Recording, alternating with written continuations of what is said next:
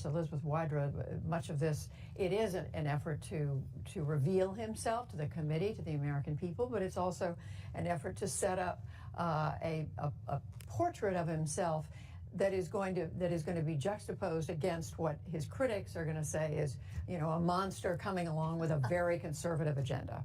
Right, absolutely. I mean, as a person, Brett Kavanaugh is, I think what you heard today, a wonderful part of the community, a good family person, but, we're not holding a contest for America's next best friend. We're talking about being a Supreme Court justice. And so, I think it's tempting to, a lot of people talked about some political contests being who would you rather have a beer with, try to take that out of it a little bit and focusing more on the record. And so I was interested in his statement when he talked about the Constitution as written, and questions for me, having read his constitutional decisions, were, okay, what about the whole Constitution, including the transformative amendments after the Civil War that made our Constitution more equal, more inclusive, more free? And there was a line in there that I thought was really telling. He says, I teach that the Constitution's separation of powers protects individual liberty.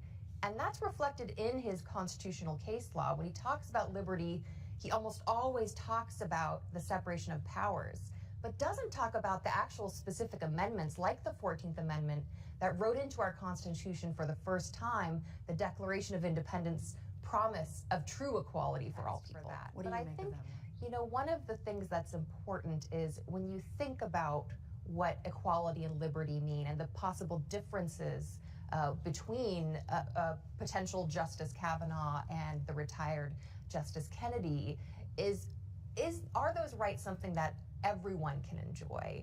Those of us who happen to be more affluent, have greater opportunities, we will probably, for example, if Roe is gutted or ended, probably still be able to access the right to choose an abortion. But if it isn't a nationally, constitutionally protected right, then there are going to be lots of people for whom this will be life or death, people who can't afford to travel. And so I think it's important to zoom out from just sort of the Washington elite and think about how every single person in this country will be affected. And I hope that Roman is right and that tomorrow he gives substantive answers about this, because even Justice Ginsburg, beyond even just talking about how she thought the right to abortion was protected in the Constitution, she talked about how it was protected in the Equal Citizenship Clause, under the Equal Protection, under due process.